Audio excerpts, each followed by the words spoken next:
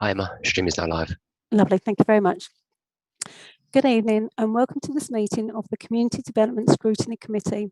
Before we commence with the proceedings this evening, I can confirm that this meeting this evening is a non-decision making meeting of the Scrutiny Committee and is an evidence gathering session only. There will be no decisions taken by this committee this evening. For this meeting, the Council has adopted some basic etiquette rules. These are as follows. Please only speak when the Chairman invites you to do so. Members, please let the Chairman know that you wish to speak through the chat function. The Chairman will introduce the speakers in the order at which the request to speak has been made, unless there is a point of order at which we will give way. Please minimise all distractions while you are in the meeting. Members, you are asked to mute your microphones when you're not speaking and to consider turning off your video feed to reduce any interference on the audio feed to this meeting. Please bear in mind that there may be a lag between speakers and other attendees hearing you. Presentations this evening will be shared on the screen by the relevant officers. If you have any difficulty in viewing the presentations, please indicate on the chat function. There are no written reports for this meeting this evening. There's also no private business for this meeting. However, members, if it is necessary to move into private session, it is members' responsibility to ensure that their venue and connection is private. If you lose connection at all during the meeting, please attempt to rejoin the meeting, and I, as the meeting facilitator, will readmit you to the meeting. If you have persistent problems with joining the meeting, please contact me by email. Please only use the chat function for the purpose as prescribed to request to speak or for a point of order. The chat function is subject to the access to information regimes of FOI, EIR. It is also subject to data protection, rules of defamation, and the Council's Code of Conduct. For this meeting, councillors are identified with a prefix of CLLR before their name, and officers in attendance have a prefix of officer. There is a minute taker for this meeting and a meeting facilitator. I can confirm that this meeting is quorum and can proceed. The chairman for this evening is Councillor Diana Garrett, and the vice chairman is Councillor Andrew Hensman, and the remainder of the committee includes Councillor Charlie Dervish, Andrew Kilmartin, William Cornisher, Jackie Pell, Lynn Waters, Michelle Weeks, Bob Bryant. This evening, Chairman, we have had no apologies received from members of this committee. Chairman, it is now 16 minutes past 7. I now hand the meeting to you. Thank you, Chairman. Thank you, Emma. Good evening, everyone. I'd like to start by welcoming you all to this virtual meeting of the Community Development Scrutiny Committee. As mentioned by the meeting facilitator at the beginning of the meeting, this is a non-decision making committee this evening. My name is Councillor Mrs. Diana Garrett, and I will be chairing this meeting. I'm being assisted by a governance officer and a meeting facilitator who will help me to identify when people want to speak and manage the notifications through the chat function. I obviously can't see all of you, so please let me know using the chat function if there are any issues with your internet connection. Please also remember to mute your microphone when you finish speaking. Members, for this meeting, when I seek your agreement, silence will be taken as assent. As the meeting facilitator has confirmed the attendance of members and officers for this meeting, I shall now proceed with the business of the meeting. Agenda item 1, apologies for absence. Do we have any apologies? I believe Emma said not, so we will proceed. Agenda item 2, declarations of interest. Do any members have any disclosable pecuniary interests, other pecuniary interests or non-pecuniary interests that they may wish to declare this evening? Please state the item and the nature of your interest and indicate if you wish to speak in the chat function.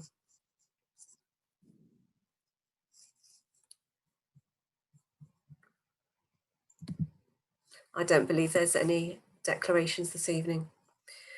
We'll proceed then to agenda item 3, minutes of the previous meeting. Members, for this item, I will be seeking your agreement, therefore silence will be assent. However, if a member wishes to raise an issue in respect of the minutes, please indicate via the chat function. Do any members have any objection to the approval of the minutes as an accurate record of the meeting held on the 7th of April 2021?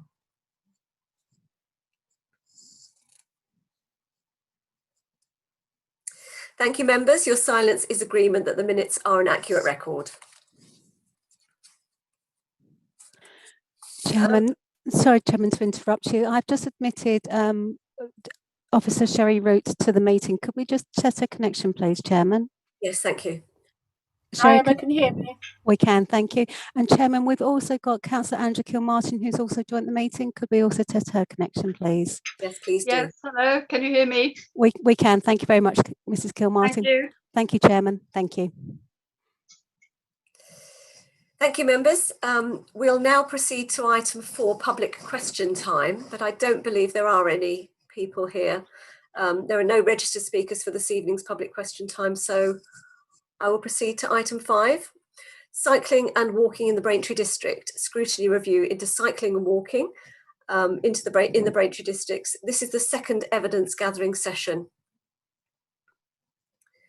Members, for this item, I am pleased to advise that we have 2 officers in attendance this evening, Mr. Neil Jones, Principal Planner, and Alan Massow, the Senior Planning Policy Officer, to speak to members as part of the evidence gathering for the scrutiny review into our cycling and walking review. I'd like to start by welcoming Neil and Alan to the meeting. Alan and Neil will speak to the committee in turn, and they will invite questions from members at the appropriate points, or perhaps at the end of their session, whichever is more appropriate. Alan, could you kindly introduce yourself first to members and provide a brief summary of your role and experiences? Thank you. Thank you very much. My name's Alan Massow. I'm the Principal Planning Policy Officer in the Local Plans team. So what we do in the Local Plans team is we produce a document known as the Local Plan, often referred to as a development plan for the district. And what this document does is it allocates sites to meet identified housing need, identified employment need, retail need, things like that.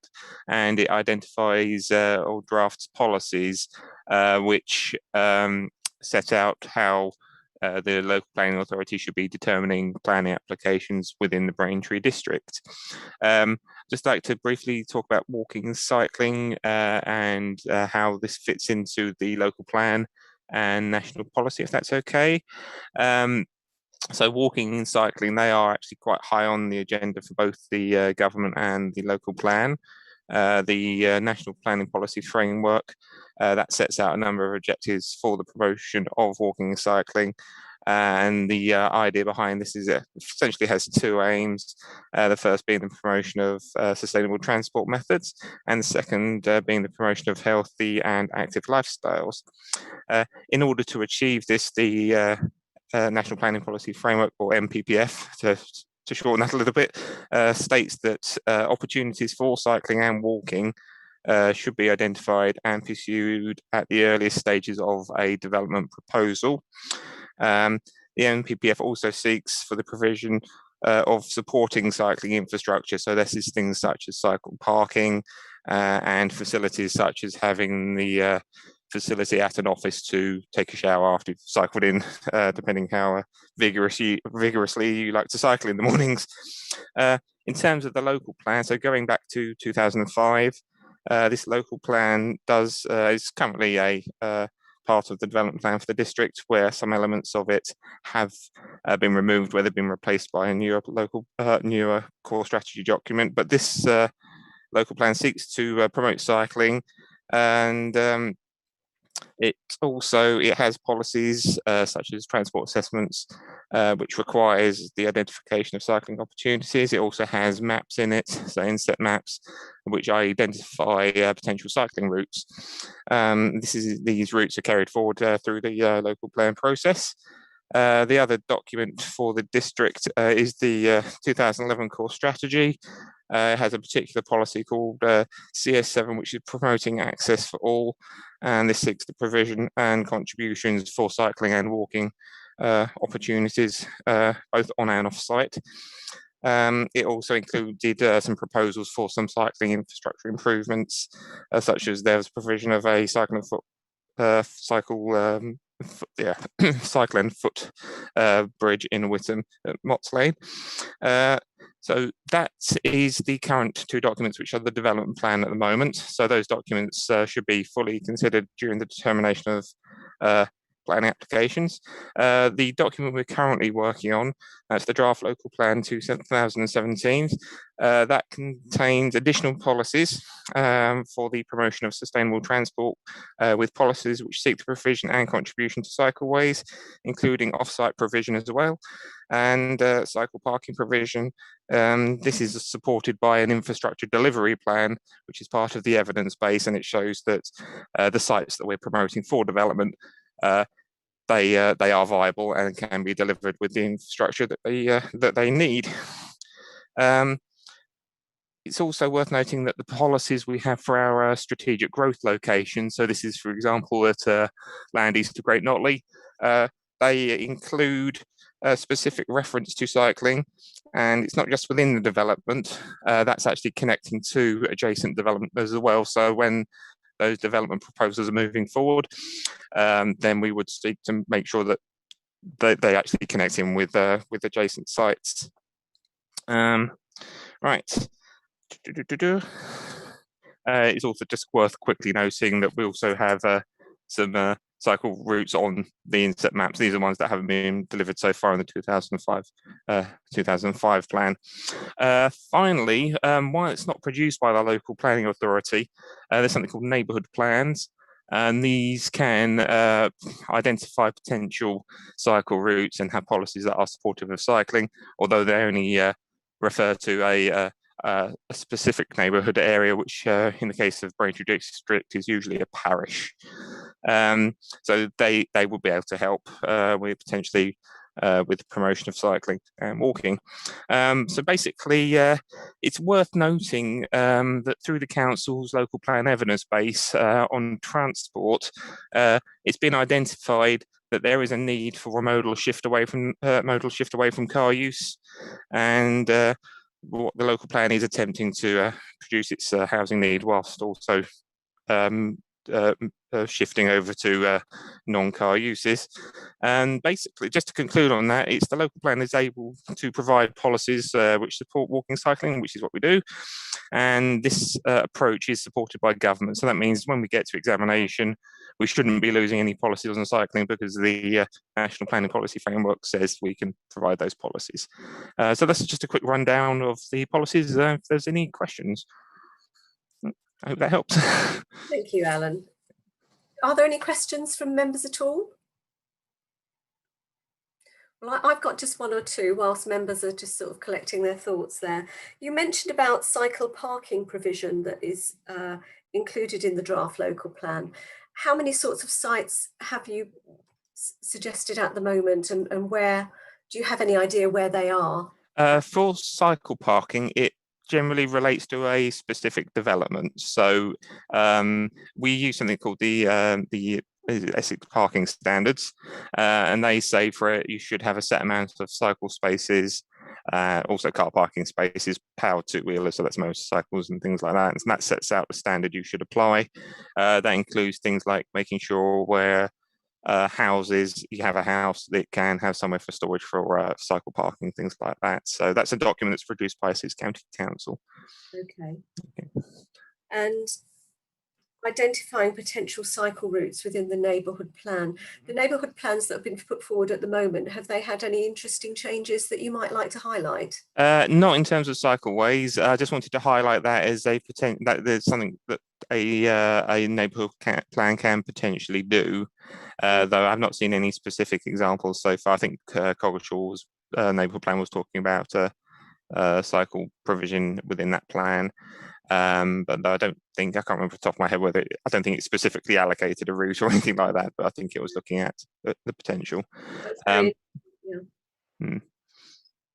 Sorry, I didn't mean to interrupt you. That's fine. That's fine.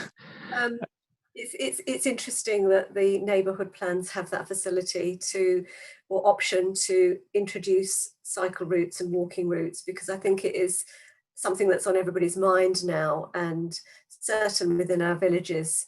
We'd like to see, where I am at the moment, which is in the north of the district, there has been a lot of talk about cycleways. Yes. It's lanes as well. Quiet lanes are another topic which is being discussed, certainly within my parish council. Yes, I believe the quiet lanes are being looked at through the cycling strategy. Something that is important to remember is when you're having a new cycle lane, they can be quite big in terms of width, and sometimes they will need lighting, so they can potentially have an impact on the countryside.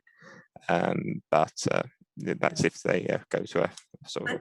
If my memory serves me correctly, I don't know if you know this, but there is a certain width that a car needs to allow for a cyclist. Is it something like 6 foot, or is it in meters? But I think there is so the size of roads now has to be.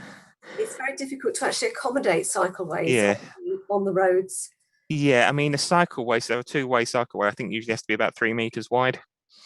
So that's almost the same width as a road, I think, or as a single carriage road. So there is that issue. You also get the issue of having shared cycle routes as well. So we've got a combined pedestrian cycle way route as well. So you potentially have that conflict. So you need to have that additional width. And they also believe that that's factoring in things like someone with a double buggy, stuff like that, see if they're using that. Yeah, it's just that within the small, the market town of Braintree, it's obviously not as easy as you might think to make provision for cycleway. And is there any suggestion that, I know that within the Essex County Council Active Travel Scheme, are there any suggestions that there should be any roads that should be discontinue having vehicles and concentrate on cycling? There are, yes. I've not been 100% involved with that. I think Neil may know a bit more about that than I do, so he might be able to help a little bit better on that. If it helps, Councillor Garrett, a part of the presentation I've put together, it's quite short, but I've got a slide which just covers that, so maybe that's something I could pick up if that helps the committee later. Lovely, thank you, Neil. I have some questions from members. Councillor Hensman, I believe, is first. Thank you, Chair. Alan, it's just on the where you touched on the 2005 plan, where there were cycle routes that were identified, but they haven't yet been either completed or something's happened. Is it possible to find out what they were and what's happened, and whether they're still able to be explored, or whether they need to be brought forward into the emerging plan? We have brought those forward into the emerging plan. The one I particularly remember, there's a proposed link towards Millennium Way that would quite happily link Tiger Cressing up with the Galleys Corner area. As currently there is a sort of a single path way through there that I believe is actually it's not tarmacked or anything like that. So that's one we've had on the local plan since 2005 local plan. I believe we did get some funding for it from a development proposal, but I don't think that development proposal took place. So that was I believe that was just a financing issue. Some of the routes are a little bit narrow. In terms of Braintree's layout, I think it's a case of blame the Romans for not thinking of the car. So it is very narrow, and I think Neil will be able to touch on those proposed changes a bit when he does his presentation. Thank you. Councillor Bob Wright has a question. Councillor Wright. Right, thank you. As well, it's more of a statement or a clarification. There is a cycleway quite well laid out in the Coggeshall area to Kelvedon and Halsted. I don't know if it's in their local plan, but they have got quite a lot of detail and they've actually got the route there. Yeah. And I think there is some 106 money going towards that in that area. Okay. And the other thing I was going to point out is that although we've got some quiet lanes, we've got one of the only ones in Rivenall at the moment. It's probably not that quiet at the moment. It used to be a lot quieter because, I mean, one of the things with a quiet lane, they've got priorities for the pedestrians, cyclists and horse riders. But at the moment, there's 2 developments on it at the moment, and another 2 proposed along that quiet lane, and it's full of builders' vans at the moment trying to get to the car park. So although we've got a quiet lane, I think, you know, in the future we've got to protect these quiet lanes and keep them quiet. You know, there's no good having quiet lanes if you're going to develop all over them and increase the traffic down them. Thank you, Mr. Wright. I believe Neil Jones, have you've got your hand up to? Yeah, just listen to what Councillor Wright was saying there about the quiet lane. So that's it's sort of, this might be a bit of a recurring theme this evening, which might come up a few times. That's something which is designated by Essex County Council as the Highway Authority. So obviously our members may well be making representations to sort of the local highways panel or county members to do that, but it is a county designation. And whilst Councillor Wright's quite right, it is designed to give a greater priority to non-vehicular traffic. It's not intended to prohibit motor vehicles. So there's a particular issue in the one in Rivenhall at the moment, because there is development going on alongside it, although the development won't actually be accessing onto the lane itself.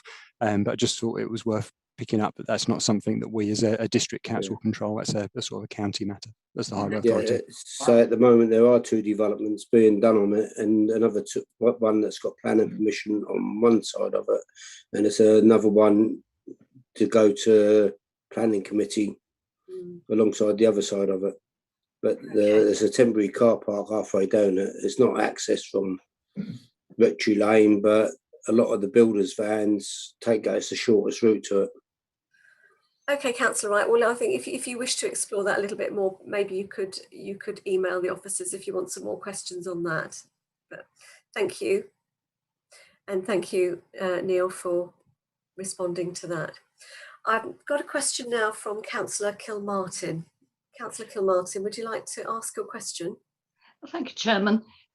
Are there any plans for the northern part of Whittam, perhaps leading off the A12 and going towards the station, and then somewhere around the north part of Newland Street? I've just bought a bike, and I was hoping to do one of the confidence classes, but I'm not getting anywhere with it. And I find the roads incredibly dangerous, and the pathways are pedestrian, but they're very overgrown with roots and things going round towards Tesco. I can't really see any widening possibilities. So might you have any? Thank you. Right. There were a number of potential cycleway improvements identified in the 2005 plan. I'm not sure how many of those have actually been completed. I'll just have a quick. It looks like the majority of those have been completed already. So they were primarily en routes. There was one that wasn't, that's still outstanding. Apologies, I've forgotten the name of the road, but it says you're heading into Whittam from Braintree, and it's the first sort of turning on the left as you come into Whittam. There is still a proposal for a cycle link down there, and there's another proposal at one of the parks in Whittam as well. But it appears that everything that was proposed in 2005 has been implemented. So that was primarily routes along the urban roadways by the looks of it. But I'm quite, if that's incorrect, I'm quite happy to be corrected on that. Thank you. Councillor Dervish has a question. Councillor Dervish? Thank you. It was actually just to come back to Councillor Kilmartin's comment about cycle routes along the A12 and to Whittam. Probably, I assume you're talking between Hatfield Peveril and Whittam. But something might be implemented with the A12 widening, and the consultation is now out. So I'm certainly responding to that widening. So that's something that I can raise with Essex Highways as well. Thank you. Thank you. Thank you, Councillor Dervish. There are no other councillors wishing to speak at the moment. Alan, I know there are 2 consultations out at the moment, one with the cycling strategy, and the other is the Essex County Council Active Travel Fund. Do you have much information about that, or could you just give us a brief outline on what that one's about for our members? Right. So the cycle walking strategy, I think that was the one Neil was going to cover very quickly with his presentation. So if I'll defer that to what he's going to say. The local cycle walking infrastructure plan, that is looking at a number of routes within Braintree. So it's a Braintree specific, it's sort of a county project that was looking at some of the main towns. So that's Colchester, Braintree and some of the other towns in Essex. And that's proposing a number of potential routes within Braintree town, primarily improving north-south links. So there should be a map available on the county's website for that. So I can circulate the link to members if they would like to have a look at that themselves. That would be really helpful. Thank you. Yes. Do we have any further questions for Alan at all? No? Right. Councillor Dervish just brought up about the A12. There is a lot of cycle paths going to be along there because I've been looking at the plans and I've been on a couple of the committee meetings with the highways, and they are doing a lot for walking and cycling along the A12. So I think that'll improve a lot when that is finished in about 10 years' time. Thank you, Councillor Wright. That's Chairman, could I just ask that the documents which Alan Massa has kindly offered to share with members are sent to the Governance Service so we can make sure that they are documented for the members' scrutiny review, and that we make sure that they reach all members. So it will take the burden off of Alan to share that information. Just send it through to the governance team, please. Thank you, Chairman. That's a very good idea. Thank you very much. Alan, thank you very much. I take it that there are no further questions for Alan? No, that's really helpful. Thank you for that. So, Neil, could I now ask you to introduce yourself to members and provide a brief summary of your role and experiences? Thank you. Before you give us your presentation. Of course. Thank you, Councillor Garrett, and good evening, members. My name's Neil Jones. I'm one of the principal planners in the development management team at Braintree. So Alan sits in the policy team, which writes the policies and creates the local plan. And that's obviously a key consideration for us when we come to determine applications. But in the development management team, we're the department that actually deal with the applications.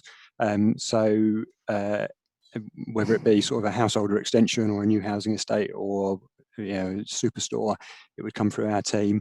So I'm one of the principal officers, so I deal primarily with large residential schemes, and I'm also the lead 106 officer, so I have a particular lead on all matters relating to section 106 and infrastructure, and I think that's probably one of the reasons that I've been asked to come and talk this evening about sort of cycling and walking. So Alan's taken us on a quick sort of canter through sort of the policy sort of scenario, sort of locally and nationally. So lots of policies which are promoting walking and cycling. And as officers dealing with planning applications, that's something that we always look to pick up and try and promote. I've got a sort of fairly short presentation. I thought it mainly would be useful because there was a couple of plans and maps I wanted to show. So that's the main reason for doing it. So if I just share my screen, and then I'll just take you through this, and hopefully this will be of help.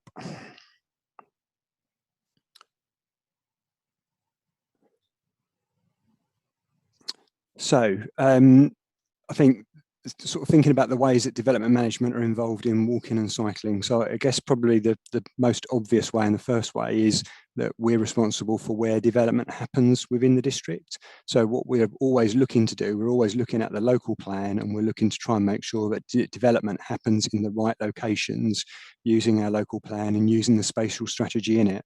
So what we're looking to do is primarily focus development around the most sustainable locations. So that's often going to be the locations where people have the opportunity to walk and cycle for their day-to-day activities. So they can walk or cycle to school, places of employment, to shops, and those sorts of things. So, and there's obviously far greater opportunity for people to walk and cycle and access those sort of day-to-day services around the main towns, so Braintree, Witham and Housestead, than there is in some of the smaller villages. So that's the sort of the most obvious way that we try and work to support people having the ability to walk and cycle. Whenever we're approving developments, we're always looking to try and support and encourage opportunities for people to walk and cycle. We can't make them, much as we might like to. It's obviously an opportunity, but what we're looking to do is try and provide layouts which encourage people to walk and cycle, trying to provide good pedestrian and cycle connections, not only within developments themselves. On large developments, obviously it's important that people are able to get around within them, but it's also important that we connect them to existing neighbourhoods and the town or the village that they're attached to. We always try and make sure that walking and cycling routes are safe and accessible. So we try and make sure that they're clear, that they're of a high quality, that they have sort of natural surveillance. So if you think back to sort of older housing estates, sort of from 30, 40 years ago, maybe, you'd often have alleyways squeezing down the sides of houses or running along the backs of houses where they weren't overlooked, perhaps poorly lit, and they weren't really encouraging people to walk or cycle. So what we're trying to do is try and get development which is safer and it's more attractive as an option to walk or cycle. So I've got a couple of examples here just from applications, just to show the sorts of things that we get involved with. So the plan on the left is Rivenhall Park, which is actually the one that I think Councillor Wright was referring to earlier. So I've included this because it's a scheme which actually has a cycleway running right through the middle. So if I just so if you just look, you've got the two sort of phases on either side of the sort of central belt through the middle. It's not coloured in this plan, but that's an area of open space through the middle, and the sort of the brown line that runs through the middle of it and sort of then cuts to the west to Rectory Lane, which Councillor Wright was referring to, which is a protected lane, and runs out to the south towards Motts Lane. That's a cycleway running right the way through. So wherever you live within that development, you're not that far away from a segregated cycle lane. And what we're looking to do is try and, or what we have done is get that connected to a sort of quiet lane, Rectory Lane, which runs up to the north. And then we've got a connection to a cycleway, which is going to carry on down towards the town to the south of the site. So that's the one on the left. And just on the right, cycle parking, I think, was mentioned fortuitously earlier. So this is a scheme or an image just from Whittam Station. So we had an application a couple of years ago from Greater Anglia to redevelop the station building there, and they were also looking to improve the car parking. One of the things that they were encouraged to do, and which they did actually quite happily, was improve the quantity and the style of cycle parking. So there's a significant increase in cycle parking going in, and as you can see on the images there, as you've seen perhaps at other train stations elsewhere, this sort of decked solution. So it really allows a significant increase in the number of bikes that can be stored, and these are sort of secured stores. So that's another sort of measure that we're taking to encourage people to cycle. So those are sort of some of the things that we can look to do within application sites, but also it's about connections. So what we always have with large applications is what's called a transport assessment. So that's a sort of requirement of ours, and it obviously looks at highway capacity, looks at highway safety. So that's often the focus for a lot of people is around cars and, is it going to cause more queues on roads? But what it should also be doing is looking at walking and cycling and public transport. And we're certainly placing an increased emphasis on the walking and the cycling with applications, and really pushing developers to look more closely at how their developments can contribute towards improved facilities, because it's not only about what happens within the site, but it's also about the connections on towards the town, so connections on towards shops and places of work and the like. So that's a little bit more complicated in terms of how we secure that. So if it's outside an application site, we can't rely on a planning condition. So a planning condition is quite straightforward. So those are the things that you see on the decision notices, in which the council can enforce if they're not done. So that can say, a cycle path has to be provided prior to occupation of the 100th dwelling or something like that. But where we're requiring developers to improve things outside of the application site, and it's often outside the land that they control, then that has to be done through a legal agreement, a planning obligation. So there's two ways that those sorts of improvements to cycling and walking outside of the site can be secured. It can either be done as a financial contribution, which is made to Essex County Council or to Braintree District Council, and then we can carry out the works, or we can impose a requirement for the developer to carry out the works. Now, our preference and the County Council's preference is that we would prefer the developer to actually carry out the works and do it at their expense, but to an agreed specification. So if, for example, there's a requirement to improve a footway to a cycleway, so it needs to be widened and an order needs to be in place to make it legally a cycleway, then we can require a developer to do that through a legal agreement, through a Section 106 agreement. So I think it's important to remember that Section 106 isn't just a sort of pot of money. So I always say this when we're talking about Section 106. I think there's a perception, certainly amongst the public, that 106 is just a pot of money and you can spend it on anything that you think is a good idea. It's not sadly that straightforward. My job would be a lot easier if it was. There are very tight regulations around how you can use them, and there are tests, which I put on the screen there, which have to be met. So whilst I don't think any developer or most developers wouldn't argue that cycling and walking are good things to do and that everybody should be encouraging it, that's not enough in itself. We have to be able to link it to the development. So one of the things we are trying to push, so Alan mentioned the modal shift. So with the local plan, we're saying that for the local plan and all the development that's going on in the district, for the district to keep on working, we have to encourage people to take far more journeys on foot and by cycle. So we're pushing developers to respond to that. So we're saying if we're to develop this modal shift, they have to be contributing towards that as part of their development. So that's how we're trying to link it, but it's a battle. It's not easy. Developers will often try and push back, and it's often a negotiation as to what we get. But we're certainly pushing, and we're certainly mindful of the fact that that our members are sort of pushing officers of all departments, I think, to try and promote walking and cycling more. So I've listed just some examples of agreements here. I won't go through all of them in detail because it will probably bore you all, but just trying to show some of the different types of schemes that we've got. So there's a few that have been completed. So there's, as part of the countryside development on London Road in Braintree, there's been some improvements carried out to the cycleway just around there. And carrying back along London Road towards Black Notley, there was an issue there where the footway which led from the site along London Road was quite narrow in places.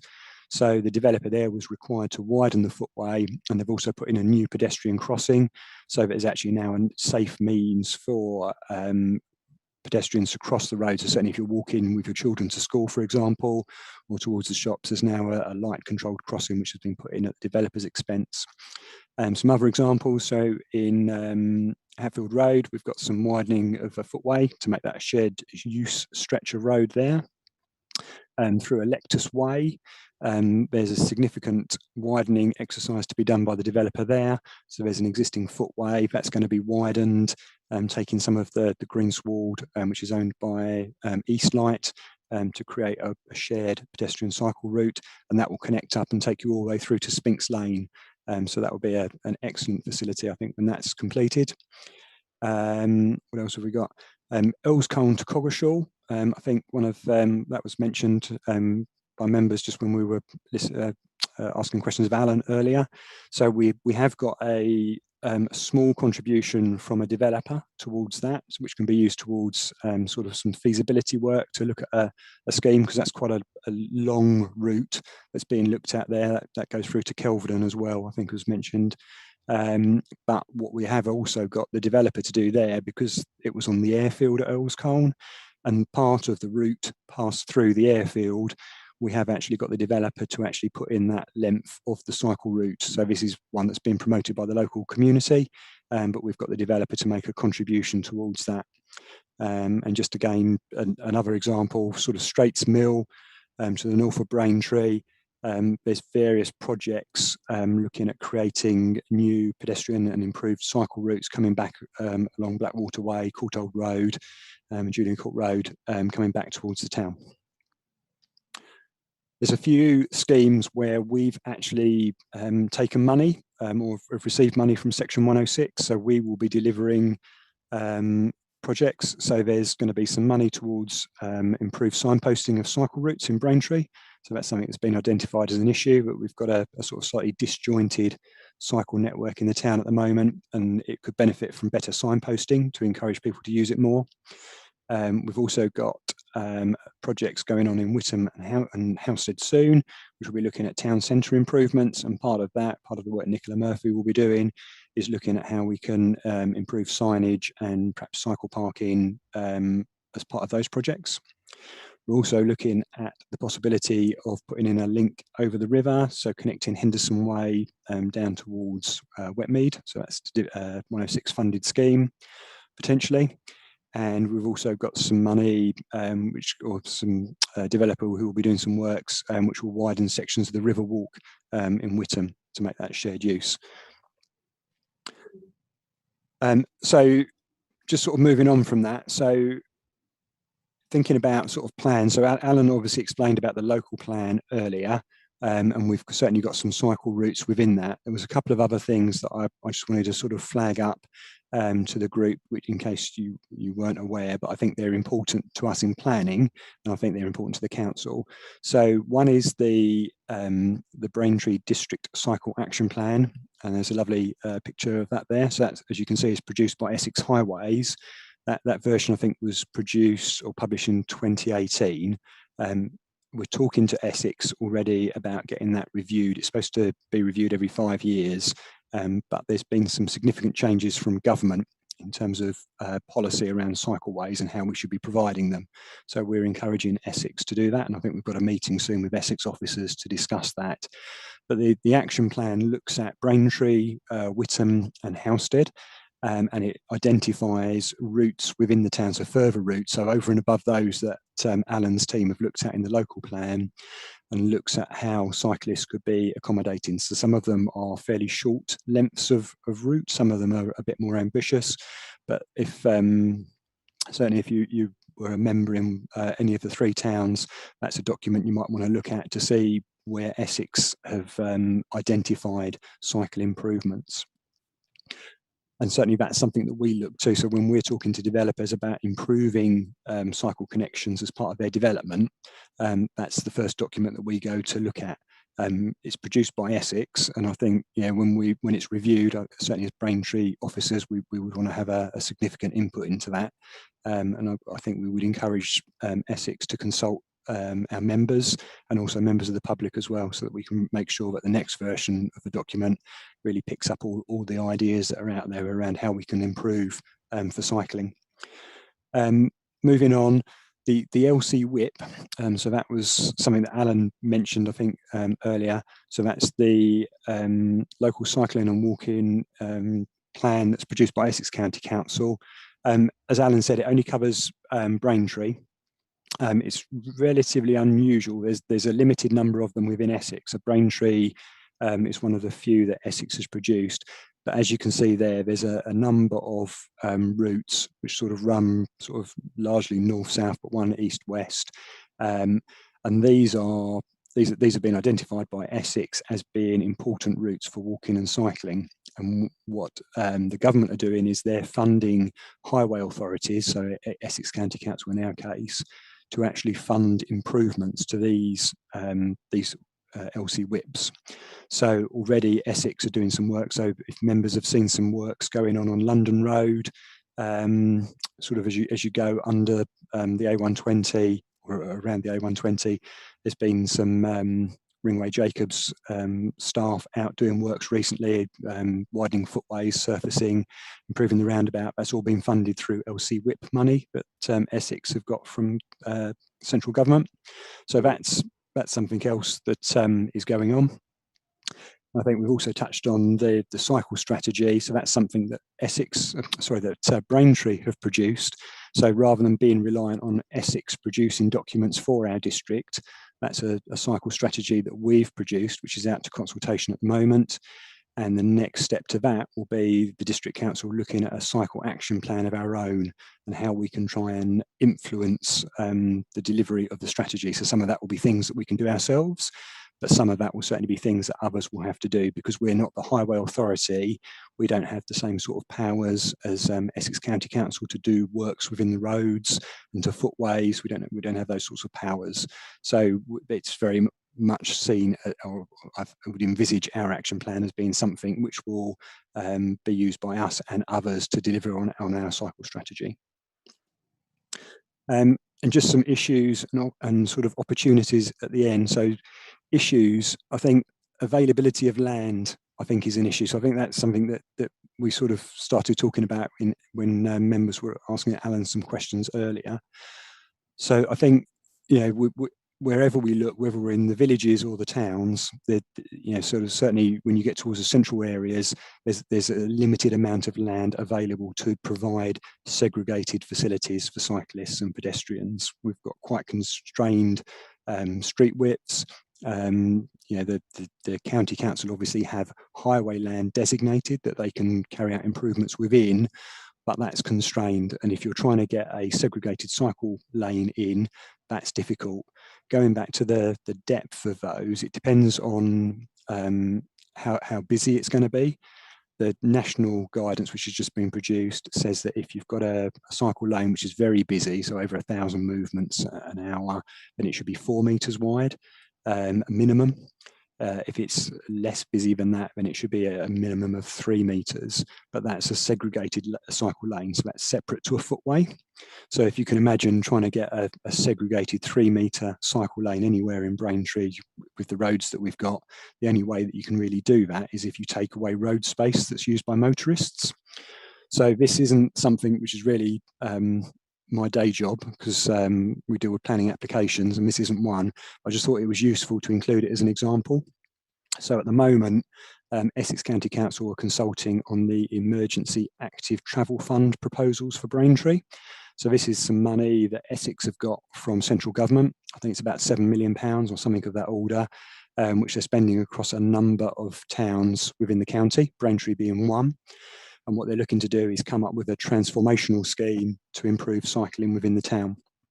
So it's out to consultation at the moment and well worth a look if you haven't seen it. This is a plan which hopefully you can see. I'm not sure how clear it will produce, but there's a very good website which Essex have produced, which will show the route much more clearly.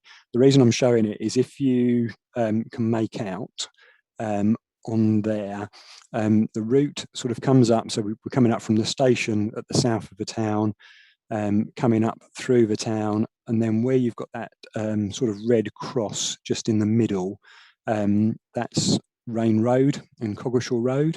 So one of the things that Essex are consulting on at the moment is whether they put in what they call a modal filter at that point.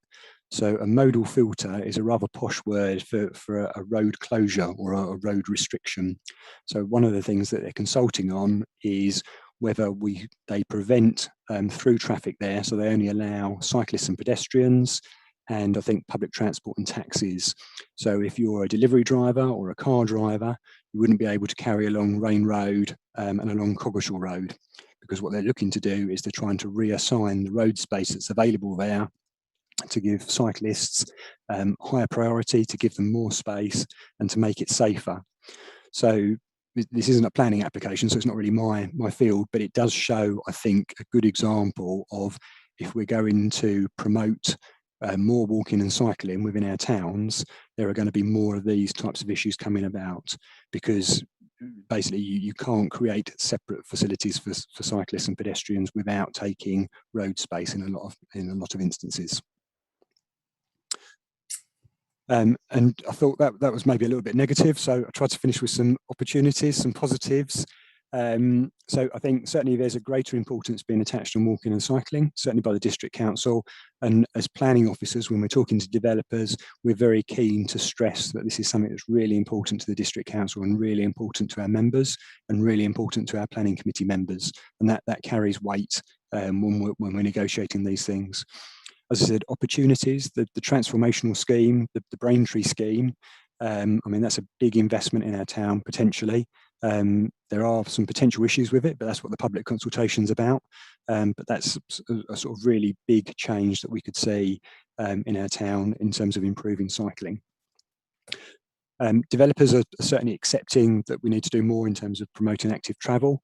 We've got a couple of applications which I think will be going to planning committee shortly, where developers have agreed to pay financial contributions to the district council to improve sustainable travel. So that's a bit of a change for us. Traditionally, we've looked to the Highway Authority and Essex County Council to take a lead on those things.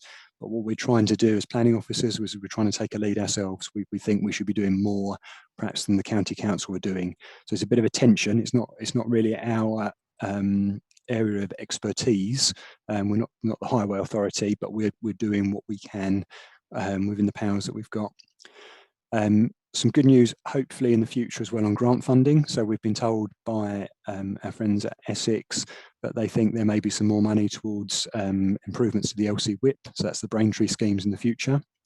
And there's also been a suggestion that there may be some funding to look at improving cycle links between settlements. I think that's something that Councillor Garrett perhaps mentioned earlier, and I think Councillor Wright as well, about the scheme around Coggeshall, Kelvedon and Housestead.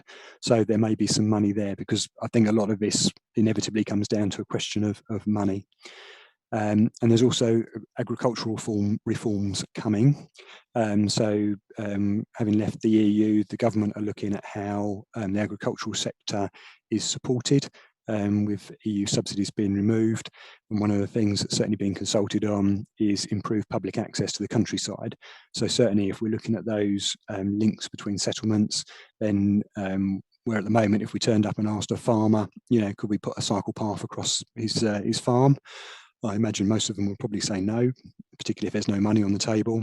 But if they're actually getting paid a subsidy for improving public access, then perhaps some of those schemes at the moment which can't be delivered could be. So that's a positive as well. So, I mean, that's hopefully a little bit of a snapshot about development management and some of the issues and opportunities. And hopefully that's been helpful, but obviously happy to take any questions. Thank you, Neil. That was really interesting. Could I just ask you if you wouldn't mind sharing those slides with the governance team, and if the governance team would then distribute those accordingly to members, because there's quite a lot of information on there and I think I might have to trawl through it again. Yeah, no problem. Thank you. Members, do you have any questions for Neil, please?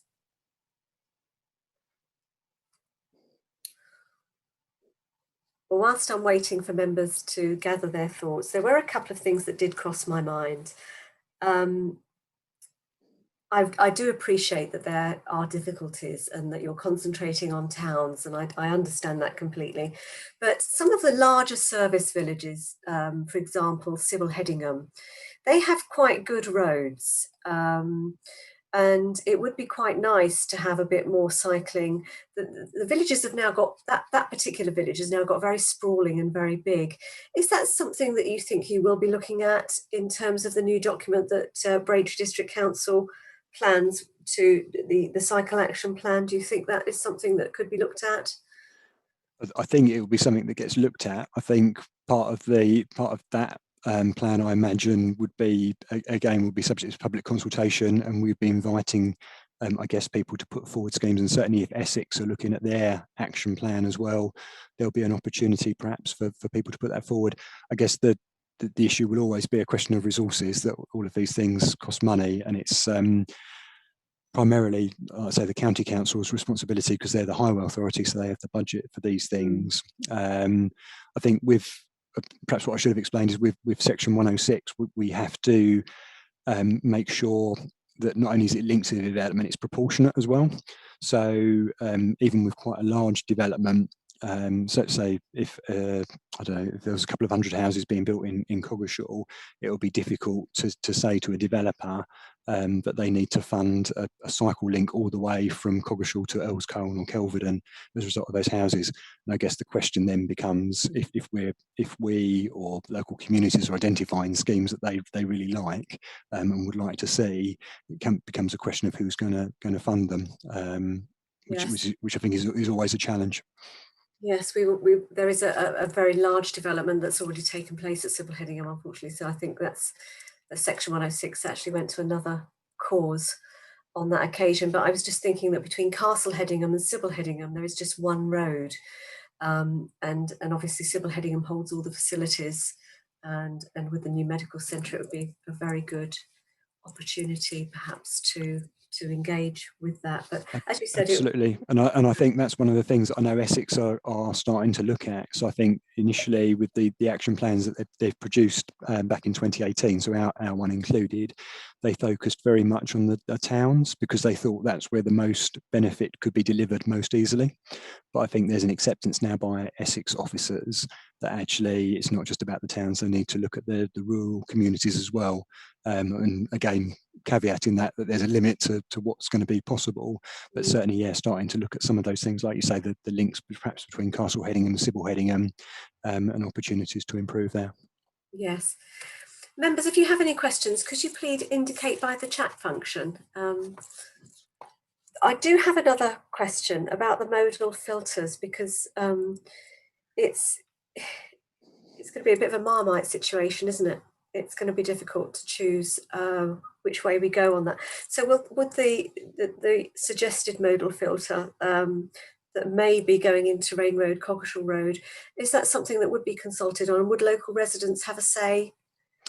So that's out to public consultation at the moment. So what's happened is Essex County Council secured funding from central government, and they had a sort of concept scheme that they'd drawn up, which they presented to Department of Transport, and that included this route through the town.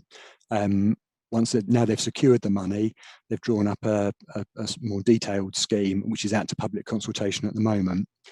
They will obviously look at the results of the public consultation and then act accordingly. So if it's widely supported, then that will be used as evidence to the Department of Transport that the money should be released and the scheme should proceed.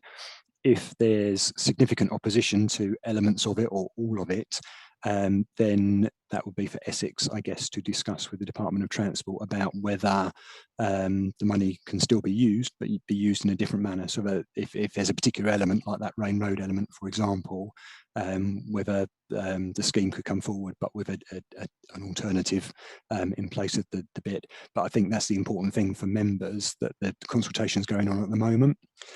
So if you haven't looked at it, and if you're interested in that, then you've got a fairly sort of narrow window. I think it's next week or two left on that before the consultation closes, and then once it closes, then that'll be it. I think it's important to note it's not like a planning application, so we don't have to grant it, although it's in our district. We don't have to grant it planning permission. Essex County Council can do the works all within the powers that they have as the highway authority.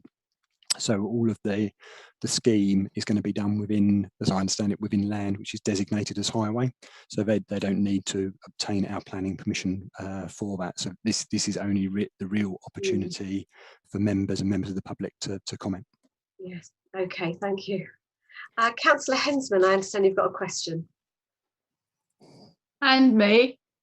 Let's say Councillor Kilmartin was before me, Chairman. Councillor Kilmartin. I don't mind. I don't mind. Okay, thank you very much. That's very interesting. I represent Witham Central Ward, as most people know, and Witham is on a hill. So I am wondering a couple of things. Do our specialists think that Witham is more likely to go for electric bikes rather than pedal bikes because of this hill? Which involves not only the main road, but also Witham Station area. It's very hilly.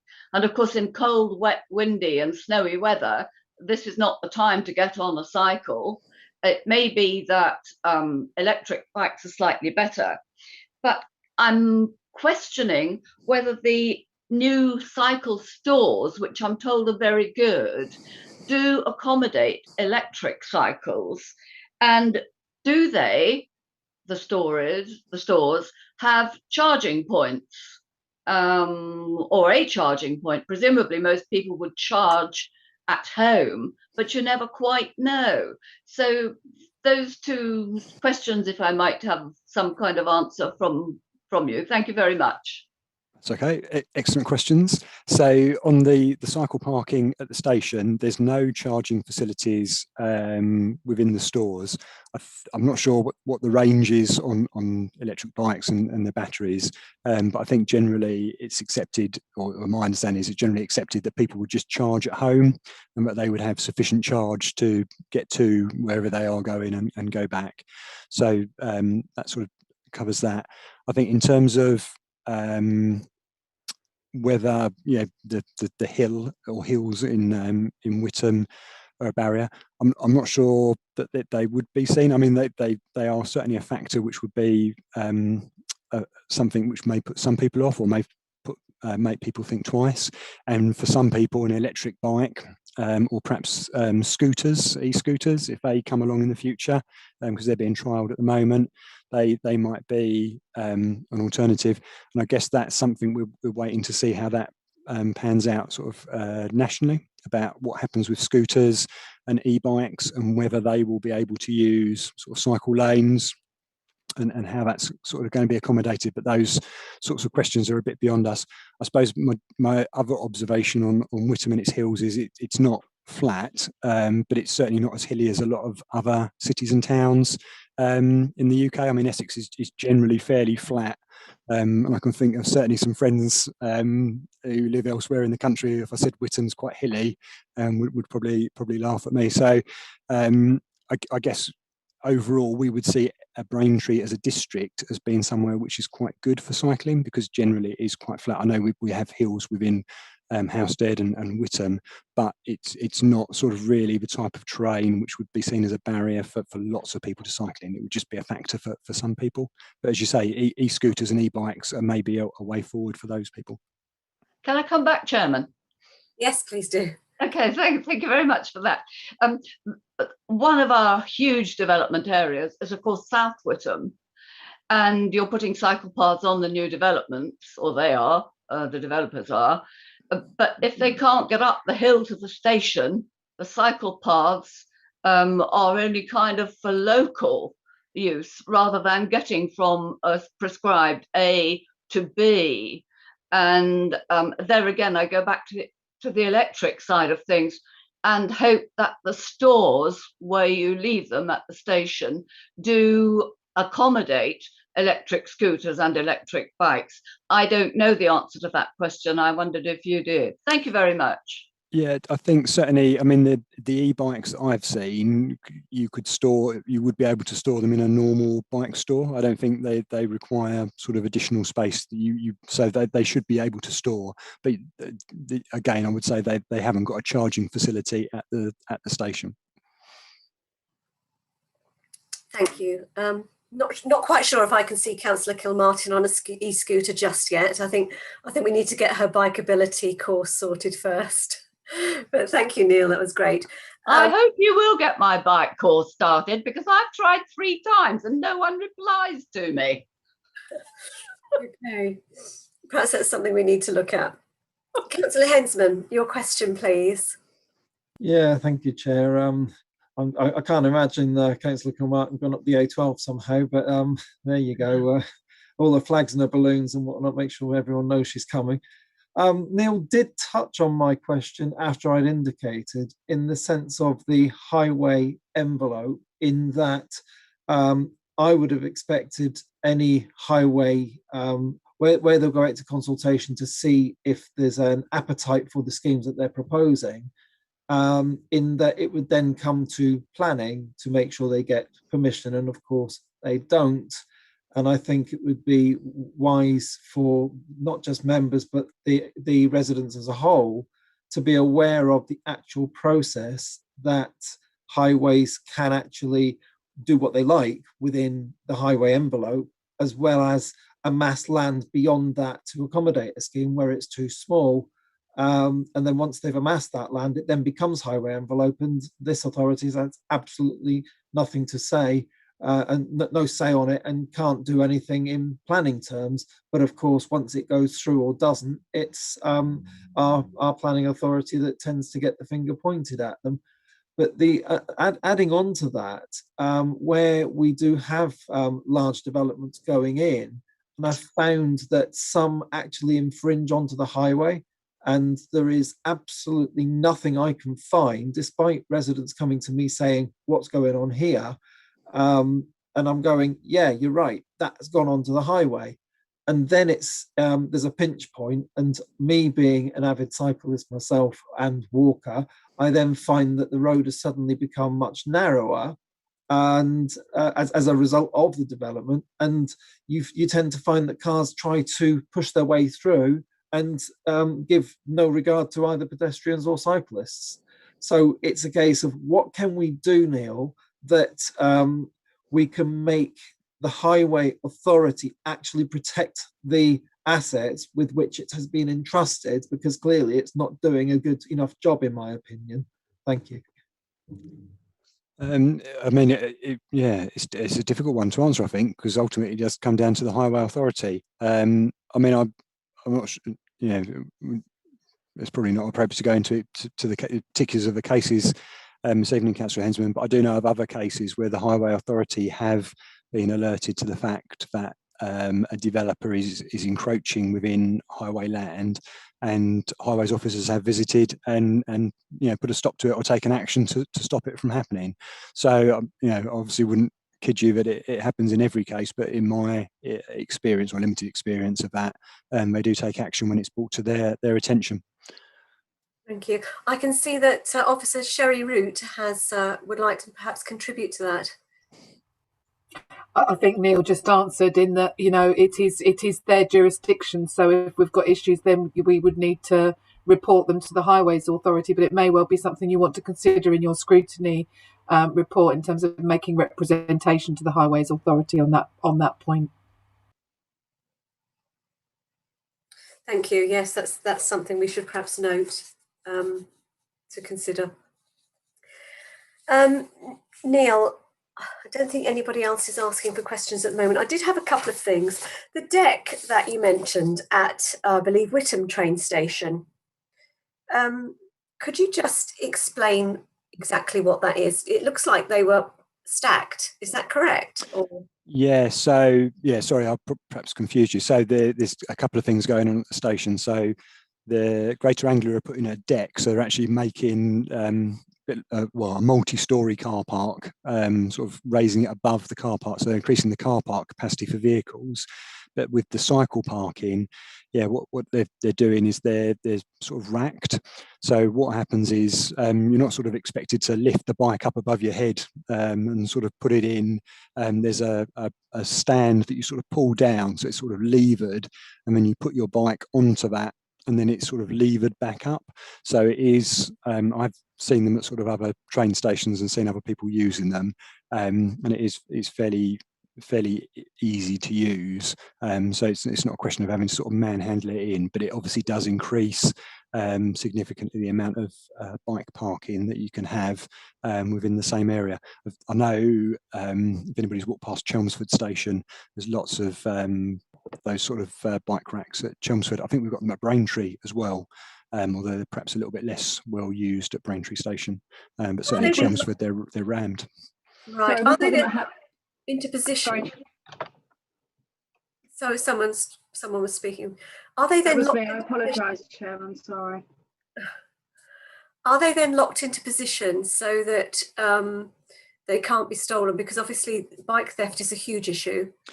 Yeah, that's right. So you would still be able to secure your bike in the same way. So part of the ramp, if you like, that you pull down has a facility that you can actually attach your bike to. So it would be secured in the same way as you would in a normal bike stand, where you just sort of rolled your bike in. And as I understand it, Greater Anglia is saying that there will be CCTV covering the bike sheds at Whittam as well. So it's trying to make sure that it's secure. It's right by the entrance and the new station building. It's going to be sort of well lit as well. So rather than sort of tucking it away in a corner where you might sort of not want to go to leave your bike or not feel safe, they're trying to make it as safe as they can.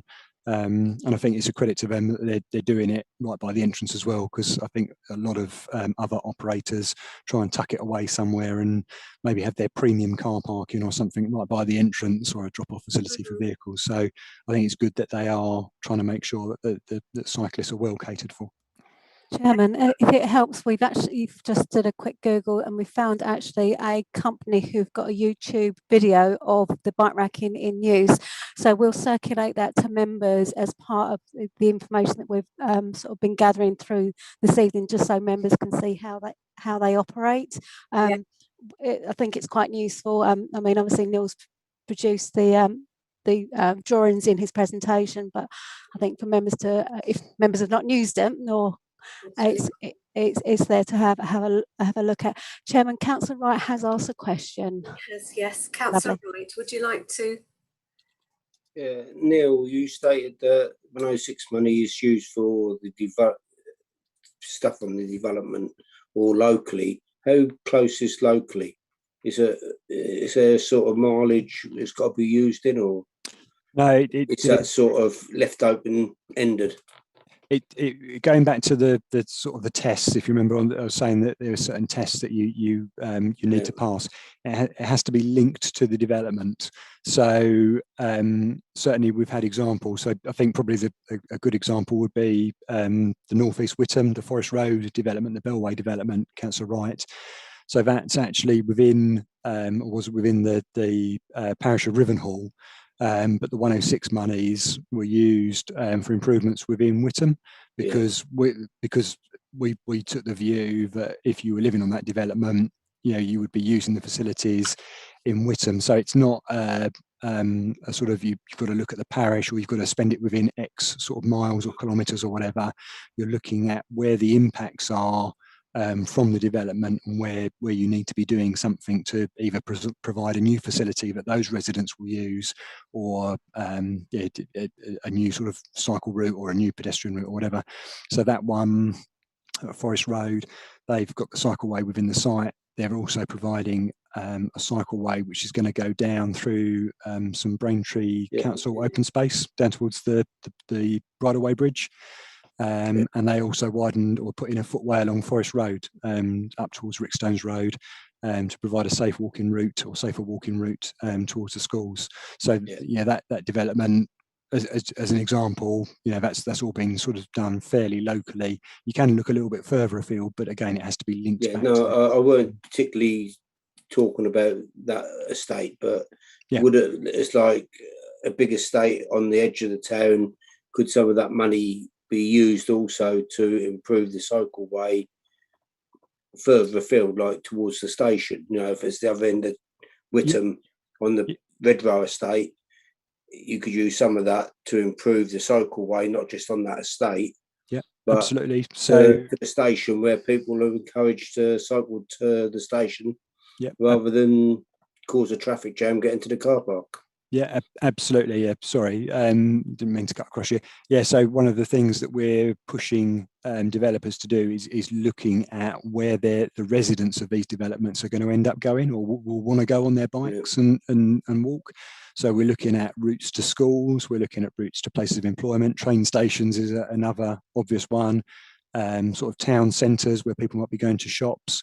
So we're trying to look sort of widely. So just to sort of try and explain the process. So when we've got a planning application, we would look at the action plan which Essex have produced and look at what cycle routes there are.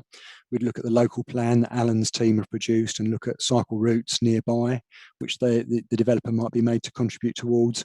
Or it's not unknown for me to get on my bike and slowly cycle around, looking at where people might be looking to try and cycle and looking at where the problems are that are preventing them.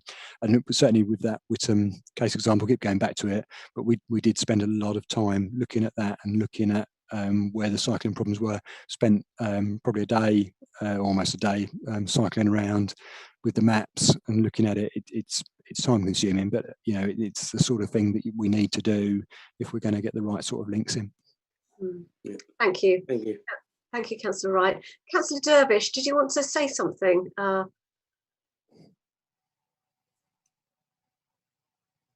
Councillor Dervish? Yeah, please apologise. I do apologise for interrupting you there. I just put it on the group. It was just to add that we have them at Hatfield Pebble. Oh, you're frozen, sadly. That's all I want. Okay, thank you. Just going back to the decks, the cycle decking. Is there any room to have one at Braintree? I'm not hugely familiar with Braintree train station, I have to admit. I just wonder what facilities they've got there at the moment, and if there is a potential to have those at the cycle station, at the train station. Yeah, I was going to answer, but I can see Councillor Hensman's keen to come in. So you can, Neil, because all I was going to say was it's not actually in Greater Anglia's car park; it's actually in BDC's car park, and it is well used. So that would actually be interesting, Neil, if you could maybe explain how it came to be over there. I mean, I can guess from the layout of Greater Anglia's, and we had that little space down the corner there, and it's quite a good working collaboration if that is how it happened. I might defer to Sherry to explain the history of how that came to be. I have to say I don't know the answer to that one, but luckily Sherry does. So it's in our car park, as mentioned, and obviously our car park at Braintree, we're in a privileged position whereby the car park's next to the station, so it's part of our climate change work that we've been doing for a number of years, and they were put in with funding around that quite a while ago now, but yes, they are in BDC's car park. Excellent. Ahead of the game as usual. Thank you. Just one more, very quick one. I've noticed that in Sturmel we have a very short cycle path which just leads up to the roundabout, and it's just a few metres long. And I've seen them in Suffolk as well. I just wondered how they come to be about, because they don't actually go anywhere. They're just literally 5 or 6 metres long, and it says cycle path, and then it abruptly stops. I just wondered if there is any plans to actually look at those through the district in any of the cycling strategies, and if they're either going to be removed or perhaps made into something that's a little bit more useful. Yeah, I'm not a highway engineer, so I'm sort of not speaking from a position of great expertise on those. I think what it probably is about is when the roundabouts are constructed, it's about trying to give pedestrians a bit more space, cyclists a bit more space around the junction to make them feel safer and to give them the ability to use the roundabout more safely. I mean, I guess obviously if a scheme comes along in the future for a separate cycle lane that runs all the way along the road, it could plug into that. But I think it's where Essex or the Highway Authority are designing roundabouts and the land's available. So if there's highway land available, then they will put those facilities in, not that they're necessarily a segregated facility, but it's just to try and make the roundabout themselves easier to negotiate and safer for cyclists. Okay, thank you. That explains that situation, why they're near roundabouts. So that's really good. I don't think we have any further questions. No. Speak now or forever hold your peace. I don't think we do. So thank you, Neil. That was really interesting, and thank you for taking the time to compile that presentation, because it really did help explain things in more detail to us. That's no problem at all. I'll send that through to the governance team, and what I'll also do, if it's helpful, I'll include a link to the Emergency Active Travel Fund consultation. So if members wanted to have a look at that, they could do that as well. Thank you. So before we bring the evidence gathering session to a close, are there any? I'll just ask one last time if there are any further questions, but I don't believe there are. So thank you, members. This concludes our evidence gathering session. Thank you very much to Alan and Neil for your attendance this evening and for the responses you've provided. We are most grateful. You're both welcome to leave the meeting if you wish. Members, based on the information gathered this evening, we now need to consider any further lines of inquiry we wish to pursue in order to inform our scrutiny review. Do members have any suggestions? If so, would you please indicate by the chat function if you wish to speak? Chairman, could I just at this point just to help members, throughout this meeting, I've been making a note of various bits points that members may want to have a look at going forward. And obviously, as Neil has made reference to the consultation documents, we've noticed those down and we've managed to, between Jess and I, already sort of accumulate some of the links. So we'll double check we've got all the ones that Neil has referred to when he sends his presentation over. I think what would be useful for us as officers to do is to look at the terms of reference where we are today, because we've had a couple of evidence gathering sessions now, and there's a couple of questions in my own notes around looking around barriers and things like that, because we've had a number of things raised around barriers to cycling. So we've looked at some physical aspects to barriers to cycling, particularly in terms of facilities where they are or where they are lacking, or where we'd like to achieve those and how we can do those. And obviously we've gone to some of the barriers which are the more practical things, which, you know, as suggested by Councillor Kilmartin around the bikeability, you know, how do people access those? And that's one of the things that we looked at very early on. So what I was thinking to do for members was to look at all the evidence and conversations that we've had today, and to look at the terms of reference to see then which are the next suitable set of witnesses to come along to start filling those gaps. Now, we have got an officer at Essex County Council identified to contact, and I believe that contact request has already gone out.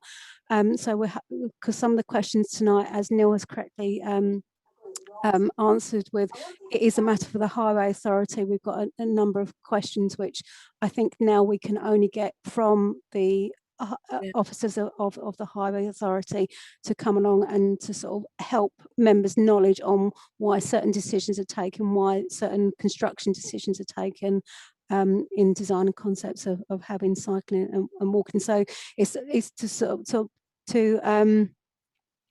to complement the information that Neil's already given in terms of the planning side. So we can look at the terms of reference, see what we've already got, and see where we can go. There's three central limbs of the terms of reference. The final limb is looking at policies and criteria we currently have in place. And obviously this evening you've had a lot of information from Alan Masso regarding the local plan and how schemes have come forward from the 2005 local plan and those being brought forward.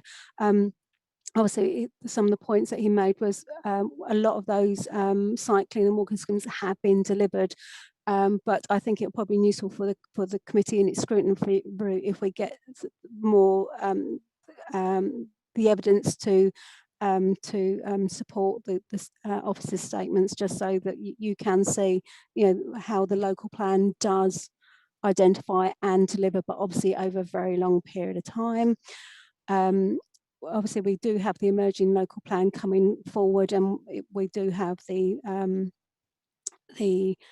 last inspections of the local plan, which I think is taking place in the second week of July. So we're at a point where we can start being more clear of what policies we have in that plan coming forward. So we've kind of sort of got very into the third limb around policies and criteria. Obviously, we've got the cycling strategy that will be coming forward through the summer and going to full council in September. And obviously then the committee can then sort of start to look at that strategy. And obviously you've had mentioned by Neil this evening about the action plan that they hope to have in place as well to help deliver. So again, you can reflect upon the cycling strategy as it's been brought into being, and how that answers some of your scrutiny questions as well. You know, what does that strategy look to deliver? One of the things that we did start at the very beginning was about the gear change document. We looked at that very early. We probably need to revisit that because there's probably some outstanding work to explore through that. and again around the perceived barriers. Now, one of the things that has stopped us looking at the perceived barriers, particularly on users, is the work that the consultation on cycling strategy. So we hope to have that information to inform. But I think at the moment, in terms of that limb of your scrutiny review, the questions by Neil, the responses to questions to from Neil regarding the planning authority role within the creation of cycling and footways and that network. I think that's been answered very succinctly for you in terms of your evidence. And it's, you know, what other things do we need to look at? I mean, another barrier is the accessibility to the bikeability. You know, Mrs. Kilmartin, you know, said today she's tried to make 3 attempts to get on in contact. So there are, whilst we have 3 limbs, there is still quite more we can explore. But I think it would be helpful if we did a health check of what we've already received. Absolutely. Identify some of the questions that we've got, and then maybe that we put to members a bit of a summary of where we are to help members to then decide where you want to go forward. Would that be helpful? Yes, absolutely. I think that would be most. People still have it in their head that they're, you know, it's the cycle proficiency course, I think, and it would be nice to spread that out a little bit more and hopefully give people more confidence to use a cycle. And also with regards to walking, I'd like to look at that a little bit more, and the safety of people being able to walk.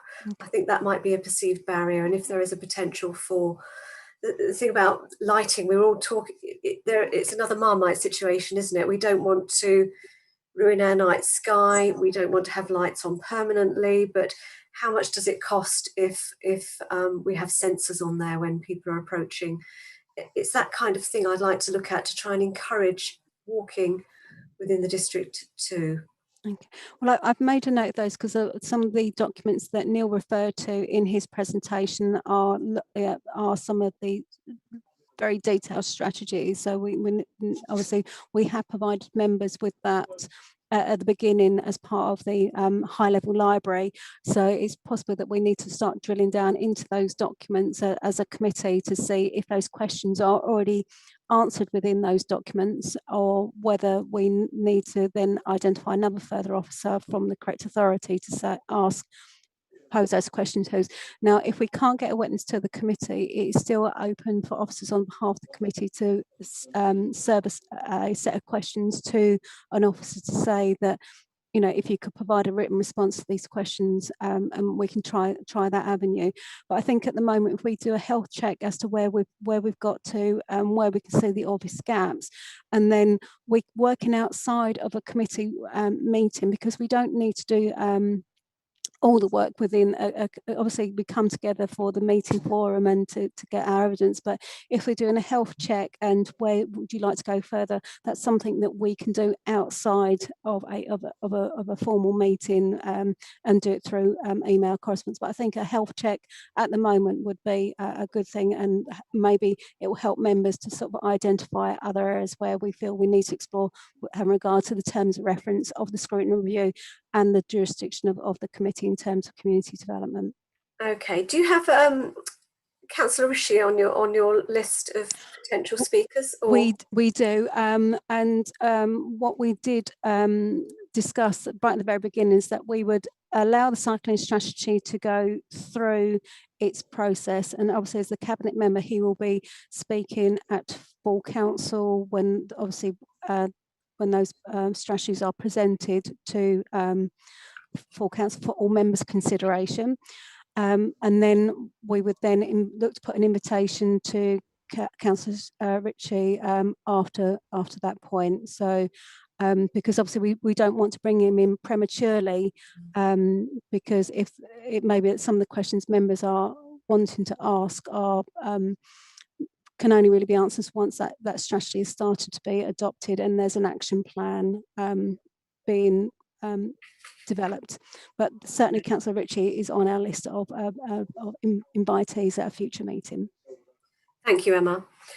So we will ask government officers to progress our lines of inquiry and report back to myself and the Vice Chairman, Councillor Hensman. Should you have any further questions for lines of inquiry outside the meeting, would you please contact the governance team via the governance email account, members? If there's nothing else, then I will go ahead and close the meeting. Members, as there is no urgent business, this item concludes our business for this evening. I'll therefore close this meeting of the Community Development Scrutiny Committee at, I believe, 20:42. Thank you, members, for your attendance this evening, and to those watching the broadcast via the Council's YouTube channel. Also to Alan and Neil for their input. I'll now hand back over to the meeting facilitator. Thank you, Chairman. Chairman, before I ask the webcasting officer to terminate the broadcast, can I please just remind members we will retain performance data to your links to the meeting, just in case we do have a challenge.